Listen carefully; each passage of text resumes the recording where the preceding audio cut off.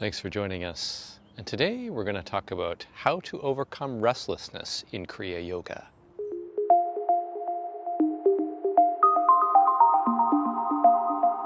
So restlessness is something that many folks experience in meditation, and certainly Kriya Yoga is no exception to that. And by restlessness, it could be a number of things. Usually we're talking about a sense of restlessness in the body. So if the body is fidgety, if one can't sit still, and as well restlessness in the mind, where the mind wanders. It moves away from the object of meditation to the point of distraction, so it makes it difficult to meditate. So we combine the two of those, a physical restlessness and a mental restlessness. It leads to not having a very good meditative experience and not being able to go very deep in meditation. And certainly restlessness is one of the 5 hindrances. So if you haven't seen that video on the 5 hindrances in Kriya Yoga, check out that video. Normally with Kriya Yoga, we will use Kriya Pranayama and the associated practices, and they help to overcome a sense of the physical restlessness. And the way they do this is because we're using this form of intentional breathing in Kriya Pranayama and associated practices that works on the body's central nervous system, leveraging the body's parasympathetic nervous system to bring one into a low idle state. So consequently, when one's heart rate starts to slow down and one's breath starts to slow down, one starts to experience this internalization, what is called pratyahara in Patanjali's Yoga Sutras.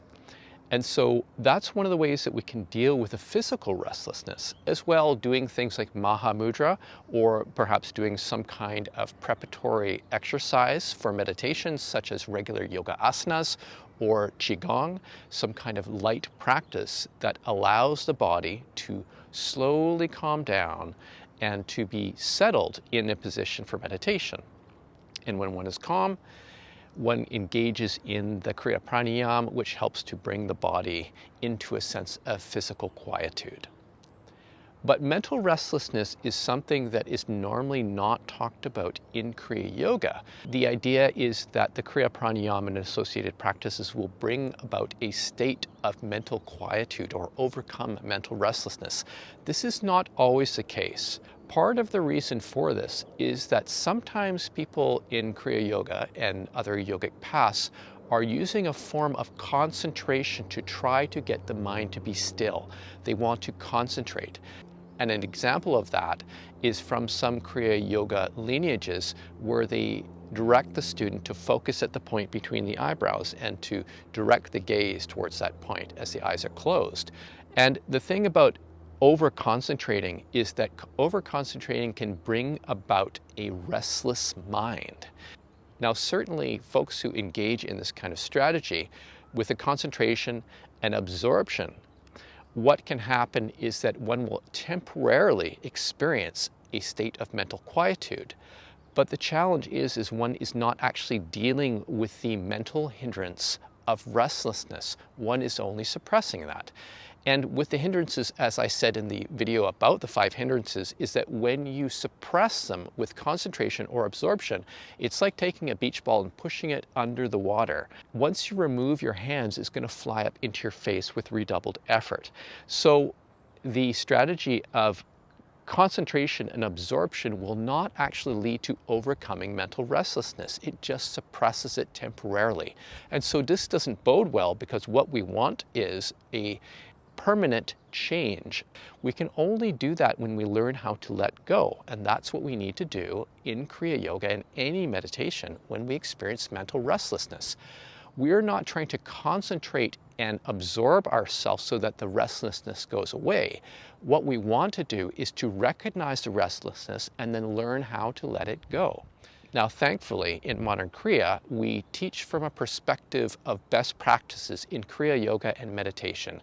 And one of the best practices for meditation in general is the idea of right collectedness. Right collectedness is to have one's awareness concentrated around an object. So if it is a feeling in the body, paravasta, right, the after effect poised state of Kriya, one's mind is collected around that feeling. One is not concentrating, one is not absorbed. One's mind is collected around that feeling. and consequently there's a spaciousness in the awareness. And because there's a spaciousness in the awareness, it's easier to recognize hindrances like restlessness when they occur. And you want to do that so you can let them go.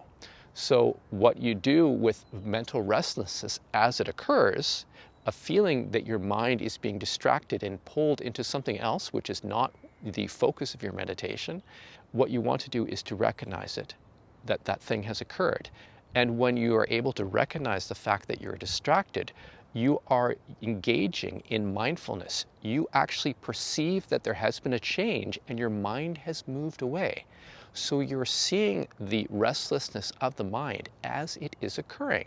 And when you recognize that restlessness has arisen and your mind has moved away from the object of meditation, that is when the hindrance of restlessness is stopped in its tracks. All you need to do then is to let it go. So we have attachment to things, and restlessness, the hindrance of restlessness, arises because we are attached. Our mind is attached to things. And when we learn how to recognize it and to let it go, releasing tension in body and mind, we're releasing the attachment to that hindrance of restlessness. And we just let it float away as if it's a helium balloon that is just floating away. We've let go of the string and it floats away. We don't give it any more attention. And then we bring our mind back to the object of meditation. And so in bringing our mind away from the hindrance of restlessness, we want to bring it back to a wholesome state of mind. So one of the easiest ways to get back to a wholesome state of mind is to engage in a smile. And when we engage in a smile, we can bring our awareness back into a feeling of wholesomeness. And the wholesomeness could be a feeling of loving kindness. The wholesomeness could be the bhakti or devotion that one is feeling in one's practice. It could be a state of equanimity. It could be a state of compassion. It could be a feeling of gratitude. It could be a feeling of forgiveness. So there's many types of wholesome states that we can allow our minds to return to. And when we've let go of the hindrance, we experience the cessation of the hindrance, the cessation of restlessness. And there's this spontaneous arising feeling of joy that emerges in our meditation, and that actually brings us into a deeper state of meditation. So it is said that if one is just on the beginning states of meditation and experiences mental restlessness and learns how to let it go with right effort, and right collectedness returning back to the object of meditation, one experiences that spontaneous joy called pamoja. And then one will start to go into the first state of meditation, which is the first jhana. And that is when the mind is secluded from sensual pleasures, it's gone inside, it is secluded from unwholesome states, and one abides in that first jhana, which is accompanied by the ability to have intentional thoughts, and by a joy and happiness born of seclusion, meaning of internalization. So that spontaneous feeling will start to emerge right in one's meditation. And it doesn't come from concentrating or absorbing, it comes from letting go of the hindrance. In this case, the hindrance of restlessness. If students are asking, why can't I keep my mind concentrated on one thing? There's something wrong with my practice. Well, I say to them, there's nothing wrong with your practice, it's just that you haven't learned how to let go of the hindrance of restlessness because you've been trying to concentrate and focus on a particular thing in your meditation, if it's a spiritual eye or whatever it is, and thinking that concentration and absorption will drive away the hindrance, but it doesn't. So what you have to realize is that you may become distracted in meditation, and that's okay. But if you run away with the hindrance of restlessness, your mind will just become more restless, and then you go down the rabbit hole of all these different thoughts and feelings. Well, that's not conducive to good meditation either, so you've wandered away from meditation. But if you try and suppress it or push it away, you're not dealing with that hindrance of restlessness. So you recognize it, you learn how to let it go, and then you return back to a wholesome state of mind.